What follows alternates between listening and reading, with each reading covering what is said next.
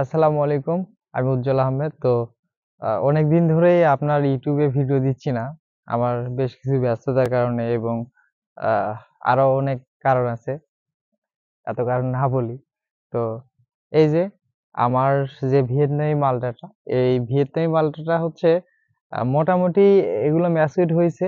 এগুলো হয়তো আর ১ মাসের মধ্যে এগুলো হারভেস্ট করা যাবে। কিছু, কিছু মালটাতে কালার আসা শুরু করছে। এটা একটা গাছ। এই গাছের বয়স মোটামুটি আপনার আহ প্রায় ৩ বছরের মতো আরকি। তো দেখেন আমি এই গাছটার গোড়া একটু দেখাই আপনাদেরকে। এদিকে একটু জুম করে গাছটা দেখাও।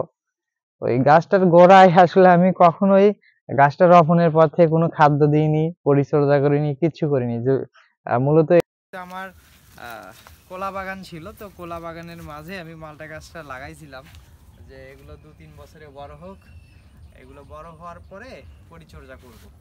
তো আপনার এই ভিয়েতনামি মালটা নিয়ে অনেকেরই অনেক ধরনের মন্তব্য আছে যে এই মালটা হলুদ হয় কিনা, বা এই মালটা কি আসলে আদিও সবুজ থাকে কিনা, এবং মালটার রস কেমন। তো সব কিছু মিলায়া আপনাদেরকে একটু দেখাবো এই মালটার রস কেমন।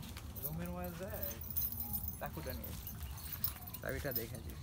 তো সব কিছু আপনাদেরকে দেখাবো আমি যে আসলে এই ভিয়েতনামি মালটার রস হয় কিনা। এবং একটা মজার বিষয় হচ্ছে আমার হচ্ছে আরেকটা গাছে ভিয়েতনামি মালটা ছিল, ছোট একটা মালটা। এটা একটা চারা গাছে ছিল। তো সেই মালটাটা আমি হারভেস্ট করে আপনার বাসায় রেখে দিয়েছিলাম। এবং মজার বিষয় হচ্ছে এই মালটা হারভেস্ট করার মোটামুটি আজকে হচ্ছে ২৫ দিন হচ্ছে। তো ২৫ দিনের ভিতরে আমি দেখতেছি যে মালটাটার একটা হলুদ কালার চলে এসেছে। এবং হলুদ কালার চলে এসেছে, আপনাদেরকে দেখাই মালটা। তো এখান থেকে আমরা এটা ধুয়ে নেই ভাই একটু ভালো করে। তো এখান থেকে আমরা যেটা বুঝতে পারছি যে এই ভিয়েতনামি মালটা হলুদ হয়। তো আপনি যদি এই মালটা হলুদ হয়, আমার আরেকটা গাছে আপনাদেরকে দেখাই।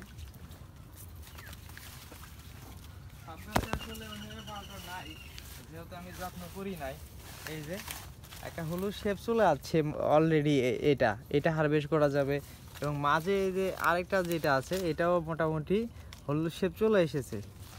এখন আপনাদেরকে আমি একটু এই ভিয়েতনামি মালটা কেটে দেখাই যে আসলে এই ভিয়েতনামি মালটার রস কেমন এবং এটা মিষ্টতা কেমন, সেটা একটু আপনাদেরকে আমি বলি।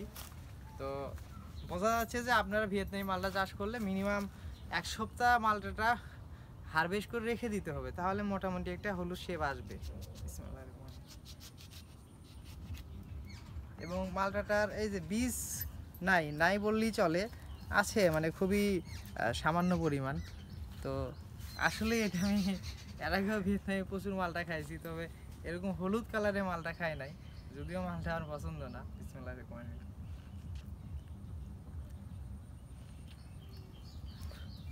মিষ্টি আছে আপনার, একেবারে প্রচুর মিষ্টি। আপনার এটা যে বাজার থেকে যে আমরা যে মালটাটা কিনে খাই, সেম ওই মালটার মতোই মিষ্টি। তবে এটা যে তুরতুরে ভাব ছিল, মানে ঠোঁটে লাগতো, এটা হারভেস্ট করার পরে দীর্ঘ সময় রেখে দেওয়ার ফলে সেটা আর হচ্ছে না। তো অনায়াসেই আমি বলতে পারি আপনারা চাইলে ভিয়েতনামি মালটা ২-১ পিস লাগাইতে পারেন বাসায় খাওয়ার জন্য হলো। ধন্যবাদ সবাইকে। দাঁড়ান দাঁড়ান, ওটি ওটি এটি একটা ছবি তুলি, ওটি খারাপ। এই দে দে দে